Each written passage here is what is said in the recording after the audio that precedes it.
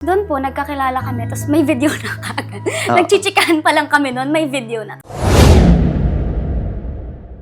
Kung ano man po yung naging rason ng hiwalayan nilang dalawa, masasabi ko po, and alam ng Diyos po, na hindi po ako yun.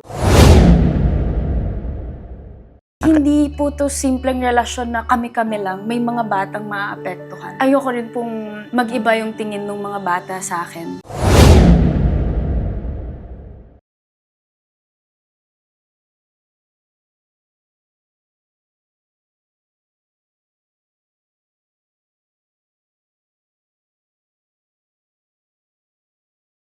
Nakapanayam ni OG Diaz ang aktres na si Barbie Imperial sa episode ng online show sa YouTube na OG Diaz Inspires. Doon ay ibinahagi ng aktres kung paano niya hinarap ang kaliwat kanang batikos na ipinukol sa kanya ng publiko matapos mayugnay sa aktor na si Richard Gutierrez. Sinabi ng aktres na hiwalay na raw ang mag-asawang sina Richard Gutierrez at Sarah Labati nang pumasok siya sa buhay ng aktor. Ayon pa sa kanya, noong unang naispatan daw sila ng aktor sa isang gastro pub sa Alabang, Muntinlupa ay hindi pa raw sila magkasintahan. Anya, yung amin po ni Richard, nag-start noong pumunta po kami ng Tipsy Pig, kasi po part owner po ako doon, kami nila Neil Arce po diba? Pumunta rin po si Richard to support Tipsy Pig for Neil Arce. Tapos doon po nagkakilala kami, tapos may video na kaagad. Nagchichikahan pa lang kami noon, may video na. Tapos kinaumagahan, ang dami nang nagagalit, which is for me naman it's also valid, because yung dalawa shared 11 beautiful years diba? Kung netizen ka ang nakikita mo yon, magtataka ka rin diba?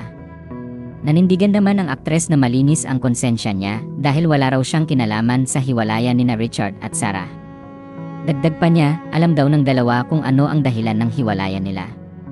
Bagamat hindi na idinetalye ng aktres ang nalalaman niya sa ugat ng hiwalayan ng dalawa, sinabi ni Barbie sa naturang panayam na hindi na raw magkasama sa isang bahay sina Richard at Sarah nang pumasok siya sa eksena.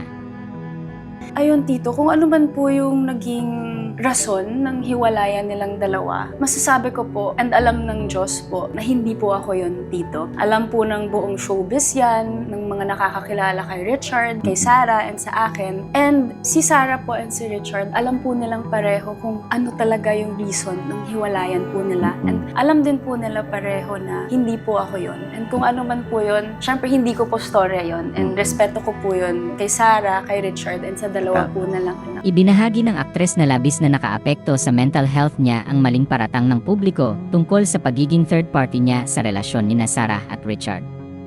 Ayon sa kanya, mas inisip daw niya noon ang posibleng epekto ng issue sa mga anak ng dalawa kung ipagtatanggol niya agad ang kanyang sarili laban sa mga akusasyon ng publiko.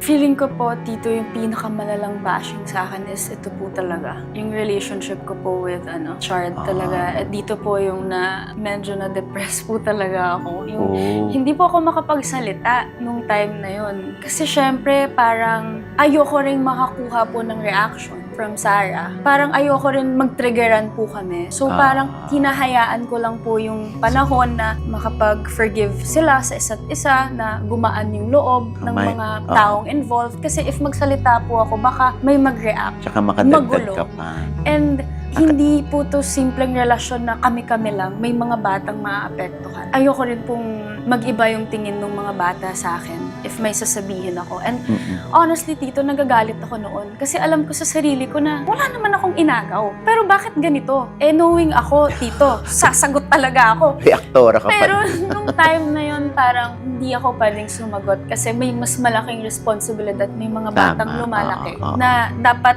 yung mindset nila maayos. Tsaka dapat mo silang alalahanin. Opo. Sa lahat po ng ginagawa namin, kasali sila. Oo. Sobrang bago sa akin kasi 27 lang ako. Pero masaya. Saya naman. Samantala, ipinagmamalaki ni Barbie na maayos ang relasyon niya sa pamilya ni Richard, lalo na sa mga anak ni Sarah at Richard na sina Zion at Kai, at sa ina ng aktor na si Annabel Rama. Kasunod nito ay tinanong si Barbie kung ano nga ba ang nakita niya kay Richard na napasabi siyang, ay, ibang klase to. Ano siya, tito, grabe siya mag-alaga. Grabe mag-effort, tsaka hindi ka niya susukuan kapag mahal ka niya. When you say hindi susukuan, so pag gusto mo nang bumigay sa buhay, umiyak, andyan siya para Andyan siya.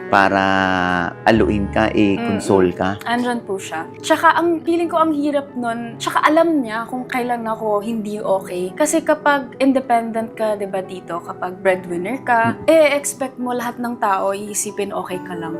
Pero si Chard, isang kibuho or isang lakad ko lang, alam niya yung lakad ko na, ay hindi to okay. And then dyan siya. Konting kibot mo lang, alam niya na kung... Alam niya na kapag Kabisado bad ka trip na ako, niya. sabi, Oo. oh my God, ayan na. Oo. Tsaka feeling ko dahil is so much older than me, parang feeling ko rin naman wala na siyang time para makipag-anuhan sa akin. Diba? So, yun naman ang nagustuhan ko kay Richard.